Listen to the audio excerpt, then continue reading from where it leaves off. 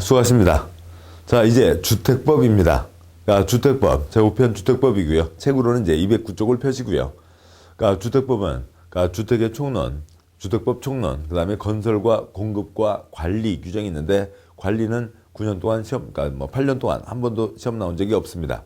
주택관리사보 시험이 따로 있어서요. 그리고 두 번째로는 이제 이 주택에 관한 여러 가지 법제들이 새로 많이 바뀝니다. 그래서 그동안 보셨던 주택법의 상당 내용이 다른 법으로 빠져나갔어요.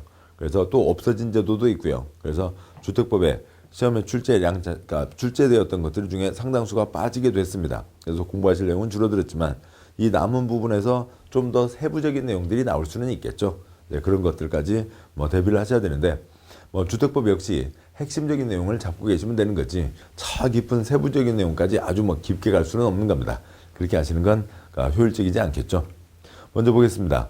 1장 총론요. 209쪽의 1장 총론. 1번. 주택법령상 예외적으로 50호 또는 50세대 이상 주택건설 사업 시행하려는 경우에 사업계획 승인을 받아야 하는 경우가 있다. 그 예시로 틀린 것은 되어 있는데, 여기는 먼저 해설을 보고 가시도록 하시죠. 해설. 먼저 동그라미 원칙. 한 번에 단독주택 경우 30호 이상, 공동주택 경우 30세대 이상, 리모델링 경우 증가하는 세대수가 30세대 이상 주택건설 사업을 시행하려는 자, 10,000제곱미터 이상의 대조정 사업을 시행하려는 자는 사업계획 승인권자에게 사업계획 승인을 받아야 된다. 사업계획 승인의 취지는 지역 주택시장의 공급을 통제하겠다는 그런 취지이고, 따라서 재량 행위입니다. 그 아래 동그라미로 예외가 있는데, 예외 단독주택 50채 이상 1, 2번이 있고, 또 예외 공동주택 50세대 이상 또 예외가 있습니다. 그리고 그 아래 표회가 있는데, 지금 원칙에 대한 규정을 먼저 보고 가도록 하시죠. 7번 보시면 건축법이 있습니다. 건축법, 건축물 용도 28가지가 있죠. 28가지요. 1번 단독주택, 2번 공동주택, 3번 일종근린생활시설 해서 28번 장례식장까지가 있습니다. 건축하려면 건축 허가를 받아야 되죠. 허가를 받아 건축을 진행하는 사람을 건축주라고 합니다. 다음 두 번째요. 지금 우리가 보시는 주택법이 있는데요. 주택법, 모든 주택에 대해서 주택법이 아닙니다. 단독주택 한 번에 집을 짓는데, 그거를 한 번에 30채 이상 지을 때 주택법 적용을 받는 겁니다. 단독주택 30호 이상, 공동주택 30세대 이상, 집 짓기 위한 땅 10,000제곱미터 이상 때 주택법 적용을 받습니다. 한 번에 30만 이상이요. 자, 이걸 하려면 주택건설 허가라고 부르지 않고 뭘 받아야 되냐면 사업계획 승인을 받아야 됩니다. 자, 그리고 사업계획 승인을 신청하고 사업계획 승인을 받아서 주택건설 대조정 사업을 할 수 있는 사람을 사업주체라고 하는데, 아무나 할 수 있는 게 아니라 정해진 7가지 사업주체만 할 수가 있습니다. 한 번에 30만. 취지는 뭐냐면 지역 주택시장의 공급을 통제하겠다고요. 어느 곳에 주택이 맞춤합니다. 사람 살고 있는 가구수와 주택수가 맞춰져 있는데, 거기에 집장사 와서 나는 만채를 짓겠다. 나는 돈 벌 수 있을 것 같다. 그러다고 만채 덜컥 짓게 하면은 초과 공급이 돼서 가격 폭락하고 심각한 문제가 생기는 거죠. 지역 주택시장의 공급을 통제한다. 주택법은 한 번에 30만, 30채 이상입니다. 주택법에 건축허가 얘기가 계속 나옵니다.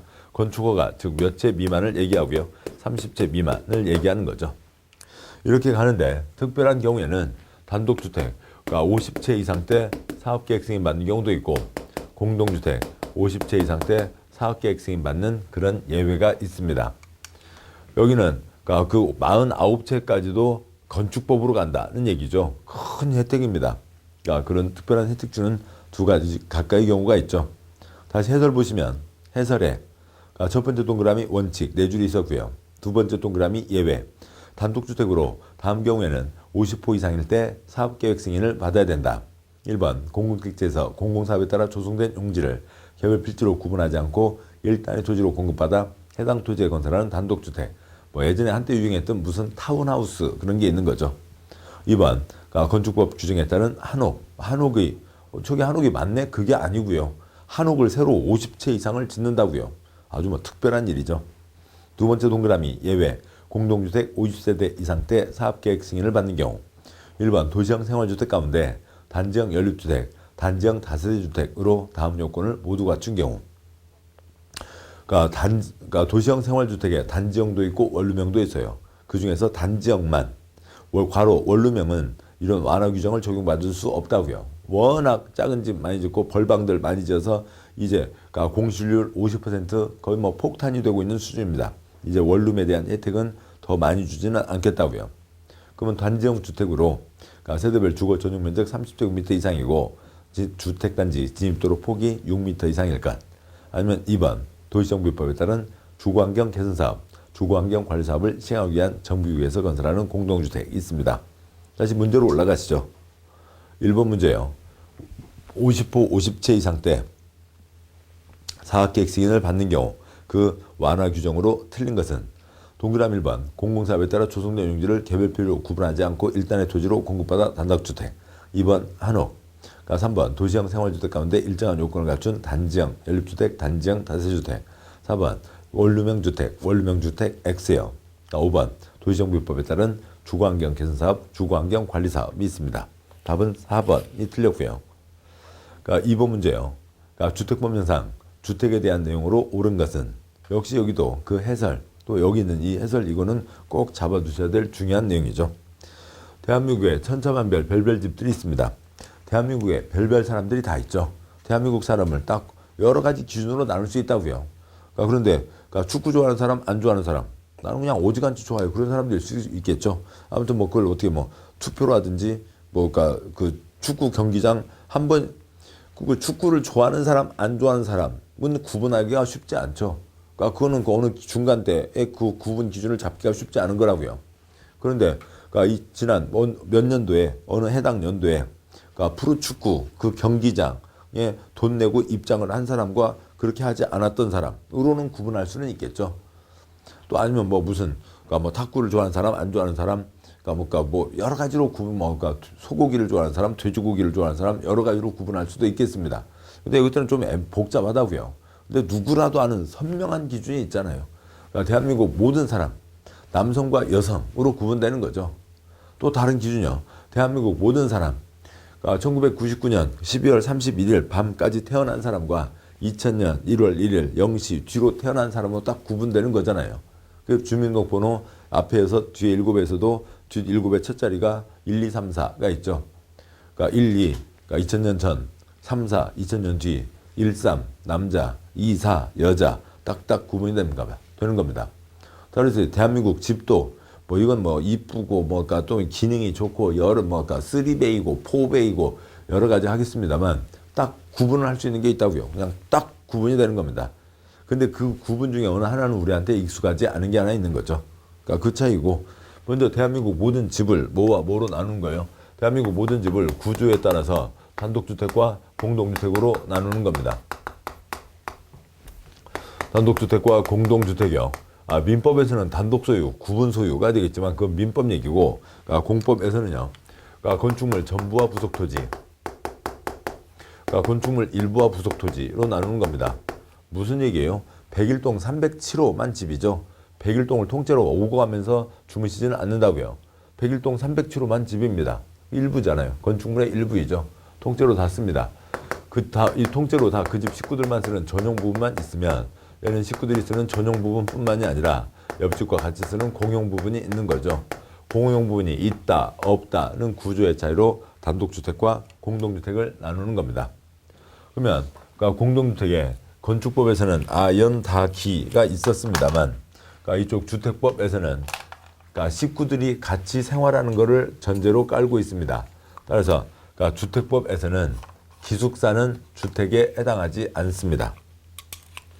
그래서요. 주택법에서는 이쪽 공동주택에 뭐만 포함되고요. 연다만 포함이 됩니다. 기숙사는 식구들이 같이 생활하지 않는다. 준주택으로 빠지게 됩니다. 아파트 5개층 이상, 연다, 4개층 이하, 연립 660초가 다세대 660 이하가 있는 거죠. 다음에 대한민국에 있는 모든 집을 다시 다른 기준으로요. 재원, 그 집 짓는데 무슨 돈이 들어갔냐, 규모, 몇 제곱미터짜리냐로 대한민국 모든 집을 국민주택 등과 민영주택으로 나누는 겁니다. 국민주택 등과 민영주택으로 나누는데 국민주택 등이니까 국민주택과 그 비슷한 뭔가가 있는 거예요. 국민주택과 비슷한 뭔가가 있는데 비슷한 뭔가가 집채수가 많으면 이름이 있겠는데 이름이 없어요. 기타입니다. 뭐 이름이 없어서 외울 게 줄어든 게 아니라 이름이 없으니까 더 복잡해진 거죠. 먼저요. 우선 국민주택 등 제도의 취지는 무주택 서민이 작은 집 싸게 살 수 있게 도와주겠다라고 하는 겁니다. 그래서 민간 건설 회사에게 저리로 국민주택 기금이라고 하는 것을 주택도시 기금이라고 이름이 바뀌었습니다만 그것을 지원해주고 융자해주고 그렇게 해서 그들이 그걸 저리로 융자받는 대신 싸게 팔 수 있게 하는 거죠. 무주택 서민에 대한 지원 대책입니다. 정부 정책이라고요. 써져 있는 거는 그런 주택도시 기금 지원받은 85제곱미터 이하. 시골에서는 옛날에 식구들이 많아서 100제곱미터 이하. 기타는 공적 주차나 공적 자금이 지원된 85제곱미터 이하를 얘기하는 거고요. 민영주택은 국민주택 등을 제외한 주택입니다. 단독주택, 공동주택, 등기부도 당연히 나오는 거예요. 등기부 자체가 다른 거죠. 그런데요, 국민주택 등 민영주택 등기부에 안 나옵니다. 아파트 관리사무소 직원분들도 잘 모르시고요. 내가 처음 집 샀을 때, 무슨 통장 썼으면 아시지만, 뭐 지금 집을 두 번째 산 사람은 알 수가 없다고요. 그 집 짓는데 무슨 돈 들어갔냐고요. 야, 콘크리트야. 무슨 돈 들어갔니? 대답이 없습니다. 알 수가 없어요. 이건 어느 장부에도 써져 있지 않은 거고, 정부 정책을 얘기하는 겁니다. 자, 문제로 가시죠.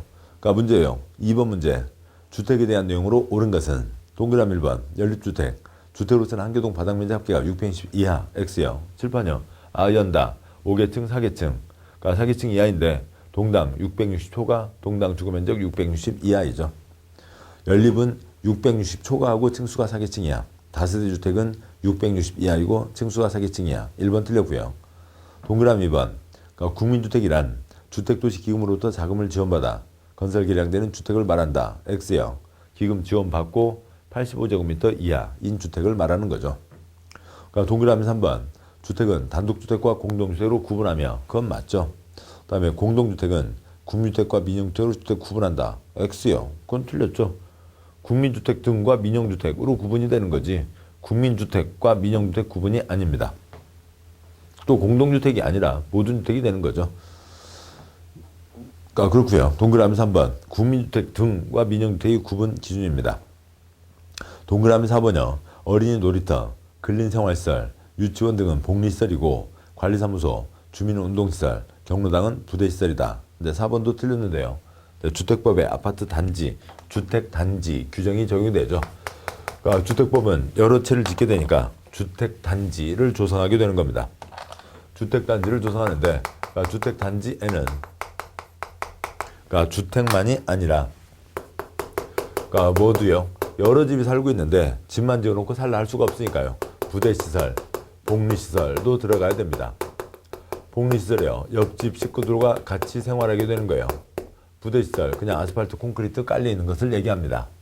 그런데 관리사무소에 항상 사람은 계시지만 관리사무소는 옆집 분들은 아니죠.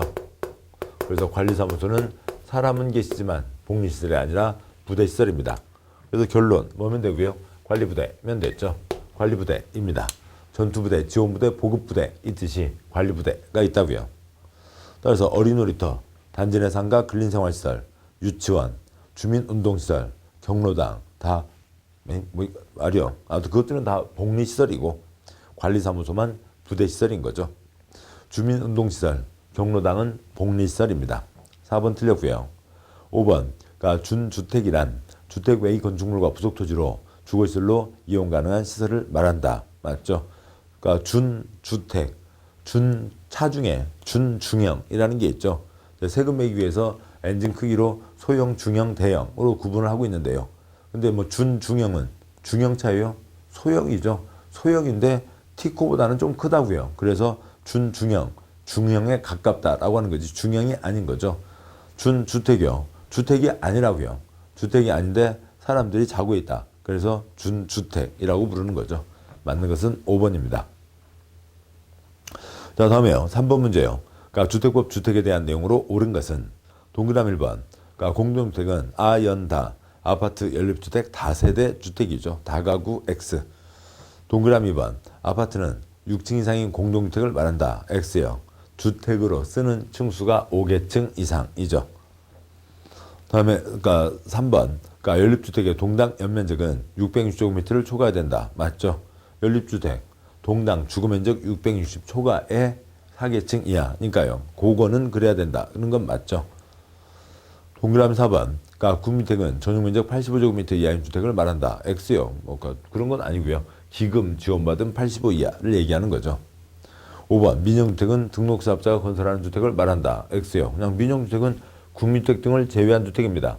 그러니까 뭐 누가 지었다. 여기서 누가 지었다라고 하는 거하고는 아무 관계가 없는 거죠. 그러니까 구민택 등도 대부분 중소민간 건설사들이 짓고 있습니다.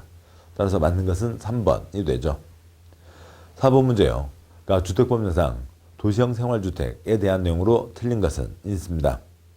도시형 생활주택, 전철역 주변에 찌끄만 집 많이 짓자라고 하는 거죠. 워낙 그동안 큰 평수가 이제 경제적으로 상당한 문제가 되고 있다고요.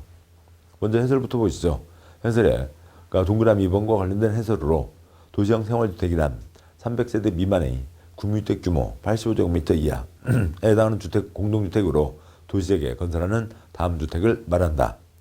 그 해설의 첫째 줄이요. 300세대 미만, 찌그만 집 너무 많이 지으면 빈민가 슬럼가가 되니까 300세대 미만, 찌그만 집 많이 짓자 구민택 규모 85제곱미터 이하, 전철역 주변에 찌그만 집 많이 짓자 도시지역에 건설하는 거죠. 그러니까 첫 번째 표요. 그러니까 도시형 생활주택은 그 자체가 공동주택입니다. 근데 도시형 생활주택에는 뭐가 있냐면 표를 바꾸서 그리면요. 그러니까 공동주택에 아연다가 있죠. 아파트, 연립주택, 다세대 주택 있습니다. 근데 도시형 생활주택은 그 자체가 공동주택이고요. 도시형 생활주택은 단지형과 원룸형이 있는 거죠. 그런데요. 단지형에는 아파트는 없고 단지형 연립주택과 단지형 다세대 주택은 있고 그다음에 원룸형은 아파트, 연립주택, 다세대 주택이 다 있습니다. 그러면 원룸은 작은 평수를 얘기하는 거고요. 그다음에 그냥 한 칸의 공간이요. 단지형은 집들이 많이 모여 있다고요. 자, 그런데 찌그만 집을 많이 짓자는 겁니다. 원룸은 처녀총각 아니면 신혼부부 잠깐 사는 것들을 이제 주 대상으로 하는 거죠. 근데 그것이 아닌 여기 단지형에는 식구들이 같이 사는 겁니다. 식구들이 같이 살고 초등학생 아이, 중학생 아이 같이 떠올려 보자고요. 초등학생 아이, 중학생 아이가 사는데 거기에요. 단지에 이러저러한 시설도 제대로 갖춰지지 않고 주차장도 없이 건물만 지금 그냥 그 콘크리트만 빼곡히 들어차 있는 곳에서 거기서 아이들 니네들 생활해라. 그럴 수는 없잖아요.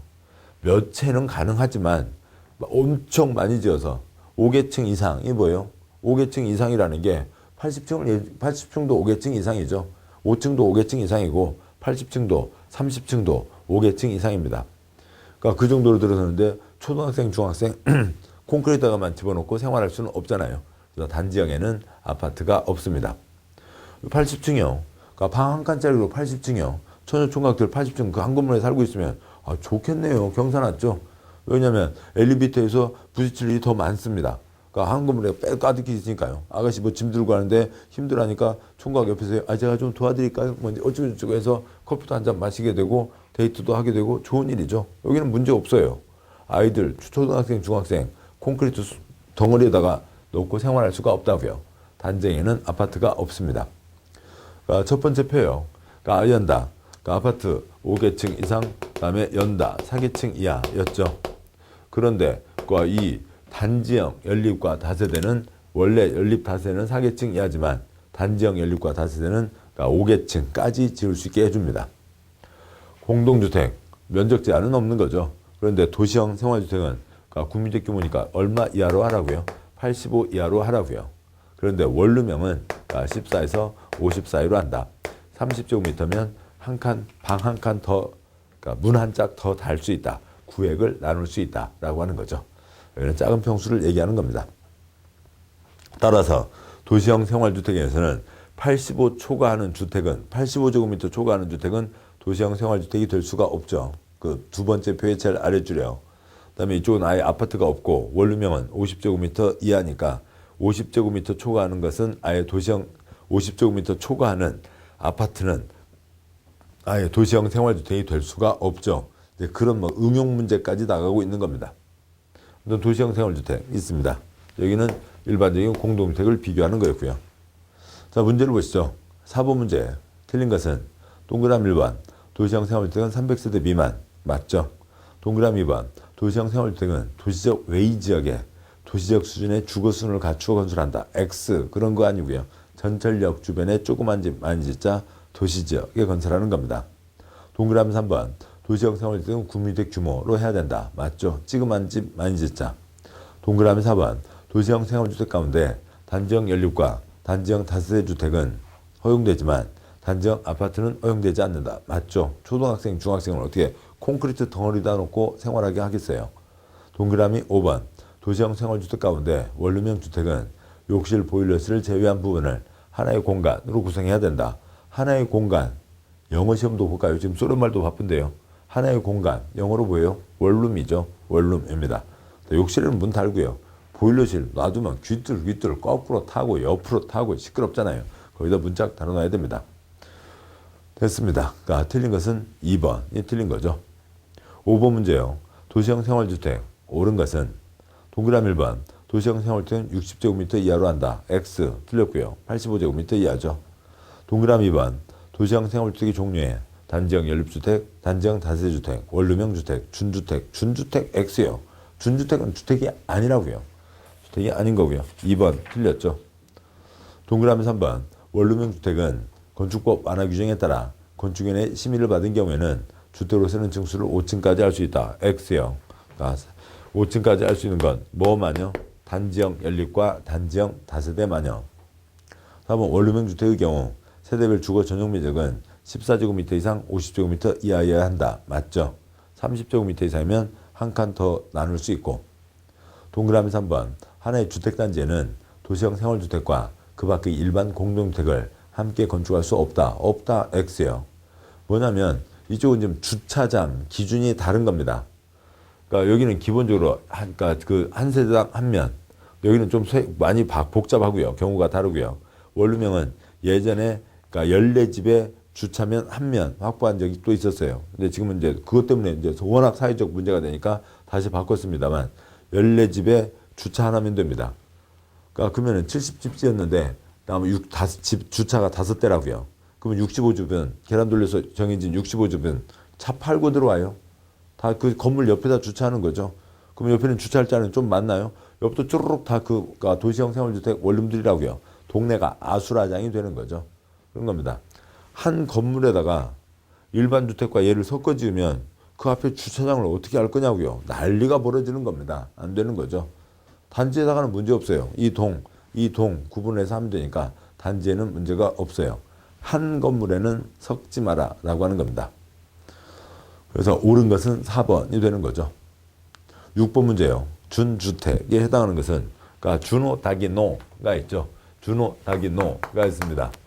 그러니까 준주택에 오피스텔, 다중생활시설, 기숙사, 노인복지주택 있습니다. 그러니까 준호가 그동안 워낙 고기를 많이 먹어갖고요. 그러니까 피에 콜레스테롤 수치가 너무 높아졌다고요. 그래서 이제부터 나는 이제 그러니까 녹차를 마시겠다 선언을 했습니다. 녹차를 마시면은 콜레스테롤 수치는 좀 내려갈지 모르지만 또 이제 카페인 수치는 높아지겠습니다만 아무튼 녹차를 마시겠다고요. 좋은 일이잖아요. 친구들이 닭이를 사줬습니다. 또 이 친구도 닭이, 저 친구도 닭이 몇 개 받다가 이제 준호가 그러니까 이제 복잡해지는 거죠. 아, 닭이를 삶아 먹냐고 녹차를 사달라고 녹차를 이제 닭이 그만 닭이 노 선언을 했습니다. 준호 닭이 노가 있는 거죠. 준주택에 해당하는 거예요. 문제예요. 6번에 동그라미 1번 여관 여인숙 없고요. 동그라미 2번 제2종 근린생활시설에 해당하지 않는 다중생활시설 맞네요. 있습니다. 3번 주택에 해당하지 않는 지역 아동센터 없고요. 4번 유소스텔 없고요. 5번 학생보충주택 없죠. 그 다중생활시설이 아래 해설에 있듯이요. 예전 종전고시원을 얘기하고요. 그러니까 해설에 첫 번째 동그라미 2번 준주택 준호 다기노가 있고 두 번째 점 다중생활설 찌그만 다중생활설 500제곱미터 미만은 2종 근린생활설 용도에 해당하고 큰 다중생활설 500제곱미터 이상은 숙박시설 용도에 해당합니다. 그러니까 6번 문제 동그라미 2번 지문 자체가 아주 얄밉게 써져 있죠. 근데 워낙 뭐 준호 다기노 이걸 물어보는데 이것만 내기는 쟤들도 너무 뻘쭘하다고 생각을 한 거죠. 그래서 2종 근린생활설에 해당하지 않는 다중생활설 500제곱미터 미만에 해당하지 않는 다중생활설 그러니까 500제곱미터 이상의 다중생활설 숙박시설 용도에 해당하는 다중생활설을 지금 낸 겁니다. 아무튼 뭐 그렇게 되어 있습니다. 6번 문제 답은 2번이죠. 그러니까 7번 문제요. 그러니까 도시형 생활주택에 대한 내용으로 틀린 것은 동그라미 1번 도시형 생활주택은 세대수가 300세대 미만 맞죠? 동그라미 2번 수도권 정비법에 따른 수도권의 경우 도시형 생활주택은 1호 1세대당 주거 전용 면적이 85제곱미터 이하여야 한다. 뭐 아무튼 뭐 이런 것들은 넘어가시자고요. 한번 보시죠. 수도권 정비법에 따른 수도권의 경우 사선 긋고요. 도시형 생활주택은 85 이하죠. 도시형 생활주택은 85 이하인데 동그라미 2번 수도권도 도시형 생활주택은 85 이하고요. 수도권이 아닌 경우도 85 이하이죠. 근데 동그라미 2번은 수도권에서는 85 이하다. 그러면 맞긴 하죠. 근데 또 이제 그만 아닌 곳은 그건 써져 있지는 않죠. 그냥 귀찮은 것 뿐입니다. 그러니까 그것이 틀린 지문은 아니고 그냥 귀찮게 나와 있는 거죠. 그러니까 괜히 의심하게 만드는 그런 지문이라고요. 동그라미 3번 세대별 주거 전용 면적 85제곱미터 아파트는 도시형 생활주택에 해당하지 않는다. 아까 말씀드렸죠. 85초가 주택은 도시형 생활주택이 아닙니다. 그 다음에 여기는 아파트가 없으니까요. 50초가 아파트는 도시형 생활주택이 아닌 거죠. 50초가. 근데 또 문제도 50제곱미터 초가라고 쓰면 좋을걸. 그걸 또 85제곱미터 인 이렇게 해서 이거랑 헷갈리게 한 나쁜 지문입니다. 아무튼 3번. 그러니까 맞죠. 내용으로는 맞는 거고요. 그러니까 아무튼 이것저것을 다 꿰야만 풀 수 있는 아주 복잡하게 꼬여져 있는 그런 지문입니다. 동그라미 4번. 도시형 생활주택에는 분양가 상한제가 적용되지 않는다. 그런데 곧 설명을 보도록 할 거고요. 동그라미 5번이요. 동그라미 4번 맞습니다. 설명을 곧 한다는 거고요. 동그라미 5번. 준주거지역에서 도시형 생활주택, 원룸형 주택과 도시형 생활주택이 아닌 주택 한 세대는 하나의 건축물에 함께 건축할 수 없다. 없다 X요. 상업지역과 준주거지역은 상업기능이죠. 전철역 앞에요. 전철역 앞에 누가 주차 차 갖고 다니면 처녀총각 차 갖고 전철역 앞에 건물에다가 자기 차 집어넣고 하려고 하는 사람보다는 차 없더라도 그냥 나 편히 다닐란다. 나 이 집에서 그냥 편히 전철로 오고 가겠다. 그럴 수가 있는 거죠. 그래서 상업지역과 준주거지역에는 한 동에다가 섞어 지을 수도 있다라고 하는 그런 예외가 있습니다. 다시요. 7번 문제. 동그라미 1, 2, 3은 그냥 맞고요. 동그라미 4번은 설명 드릴 거고요. 동그라미 5번. 한 동에 섞어 지을 수 없다. 그 예외가 있다고요. 동그라미 5번 해설 보고 4번 이어가겠습니다. 해설이요. 해설. 동그라미 5번. 한 동에는 섞어 짓지 마라가 있었죠. 셋째 주점. 다만 다음 경우는 예외로 한다. 한 동에 섞어 지을 수 있다. 1번. 원룸형 주택과 그 밖의 주택 한 세대를 함께 건축하는 경우 그 밖의 주택이 뭐예요? 85초가요. 90제곱미터짜리 주택이요. 원룸형 주택 깔고 꼭대기층에 집주인 한 채 크게 얹어서 살겠다고요. 가능합니다. 2번 국토계획법 준주거지역 상업지역에서 원룸형 주택과 도시형 생활주택 외의주택 90제곱미터짜리를 함께 건축할 수 있다고요. 상업지역에서는 아래 작은 집들, 그 다음에 큰 집들 같이 한 동에 섞어도 큰 지장이 없다. 거기서는 어차피 이러저러한 것들을 좀 포기하고 시끄럽더라도 가까이, 전철역 가까이서 살자라고 하는 거니까요. 동그라미 4번. 도시형 생활주택에는 분양가 상한제를 적용하지 않는다가 있는데, 뭐 이제 이 표는 주택법에 이러저러한 내용을 좀 아셔야 되겠죠. 주택법에 기본적인 여러 가지 규정들이 있는데, 도시형 생활주택이나 기타에 대해서는 또 그것을 적용하지 않는 여러 가지 혜택, 특례 조항들이 있습니다. 그동안 워낙 많은 평수만 지어왔으니까 이제 찌그만 집 많이 짓자 도시형 생활주택 제도가 있고 지금 여기에 있는 4가지 말고도요. 특히 이런 부대시설, 복리시설과 관련된 엄청난 혜택이 있어서 그렇게 짓게 된 거였죠. 주차면 예를 들어서고요. 그건 이제 별도 문제이고 우리 시험에 주로 나오는 내용으로 보시면 그 둘째 줄이요. 그러니까 그 옆 줄로 계속 설명을 하겠습니다. 둘째 줄이요. 주택법은 한 번에 30만 이상대 사업계획 승인을 받아야 되죠. 그런데 오른쪽이요. 도시형 생활주택 가운데 단지형 연립, 단지형 다세대, 그다음에 주거환경 개선사업, 주거환경 관리사업에서는 한 번에 50세대 이상대 사업계획 승인을 받습니다. 셋째 줄이요. 연간 20만 이상을 하려면 국토부 장관에게 등록을 해야 되는데, 그러니까 이쪽 도시형 생활주택과 다음에 원룸형주택 꼭대기층 집주인 한 채는 연간 30세대 이상 때 국토부 장관에게 등록을 합니다. 그러니까 불법자재 쓰는지 안 쓰는지 도면대로 제대로 하는지 감독하는 게 감리자죠.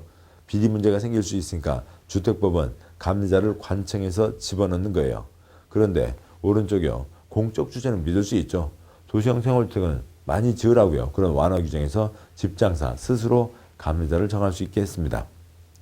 그러니까 공공택지와 분양가 상한제 적용 지역에서는 그러니까 분양가 상한제가 적용됩니다. 집값 어느 선을 관청에서 정하고 그 선을 넘지 못하게 한다고요. 그런데 오른쪽이요. 도시형 생활주택, 경제자유구역, 관광특권에 어찌고저찌고 하는 곳에서는 분양가 상한제를 적용하지 않겠다고요. 집값 마음대로 받으세요 라고 하는 게 있습니다. 그 각각 특례 하나하나들도 다 중요한 내용이고 또 거기에 도시형 생활주택이 또 이렇게 저렇게 연결되어 있습니다. 그러니까 7번 문제, 그러니까 틀린 것은 5번이었습니다. 그러니까 8번 문제요. 주택법 용어에 대한 내용으로 틀린 것은 동그라미 1번, 단지 안에 도로는 부대시설에 속한다. 맞죠? 아스팔트 콘크리트 깔아놓은 겁니다. 동그라미 2번, 주택에 딸린 주차장, 복리시설에 속한다. X요. 주차장도 역시 아스팔트 콘크리트 깔아놓은 거죠. 부대시설입니다. 복리시설 X요. 동그라미 3번, 주택단지에 입주자 생활복리를 위한 근린생활시설. 대표적인 예로 단지 내 상가요. 근린생활시설은 복리시설에 속한다. 두부 사러 가서 옆집 아줌마 만나시잖아요. 맞습니다. 4번, 주택단지 안과 밖을 연결시키는 전기시설은 간선시설에 속한다. 연결시킨다. 간선시설 맞습니다. 이제 건설 쪽에서 따라오실 거고요. 5번, 단지 안에 관리사무소는 부대시설에 속한다. 맞죠? 관리부대입니다. 그러니까 틀린 것은 2번. 9번 문제요. 복리시설 범위에 속하지 않는 것은 복리시설 옆집이라고요. 또 뭐 이쪽 문제 주된 초점은 관리부대에 있습니다. 답은 5번이죠. 관리사무소는 부대시설, 관리부대입니다. 그러니까 10번 문제요. 주택법 용어에 대한 설명으로 틀린 것은 동그라미 1번, 주택단지에 입주한 데 생활복리를 위한 유치원, 옆집 애기들이요. 복리시설에 속한다. 맞죠? 2번, 관리부대, 관리사무소는 부대시설 맞고요. 3번, 건축법 시행령에 따른 숙박시설, 2종 근린생활시설에 해당하지 않는 다중생활시설은 준주택에 해당한다. 다중생활시설, 준주택이죠. 500제곱미터 미만이든 이상이든 다중생활시설은 준주택입니다. 동그라미 4번, 도시형 생활주택, 300세대 미만, 국민주택 규모, 대통령으로 전원주택을 말한다. 맞고요. 5번, 수도권에 소재한 읍면지역의 경우 국민주택 규모의 주택이란 1호 1세대당 주거 전용면적이 100제곱미터 이하인 주택을 말한다. 틀렸죠. 국민주택, 칠판요. 국민주택의 정의는 기금 지원받은 85 이하. 국민주택의 요건은 기금이 들어가야 된다. 85 이하여야 한다. 그런데 저 시골 이 규정이 만들어질 당시 시골에서는 식구들이 많았다고요. 그래서 시골에서는 그 85 이하가 아니라 100제곱미터 이하로 한다는 거죠. 시골을 얘기하는 겁니다. 그 해설의 괄호예요. 수도권을 제외한 도시지역이 아닌 읍면지역에서는 100제곱미터 이하까지 할 수 있다. 되는 겁니다. 시골을 얘기하는 거였고요. 그래서 답은 5번이 되는 거죠.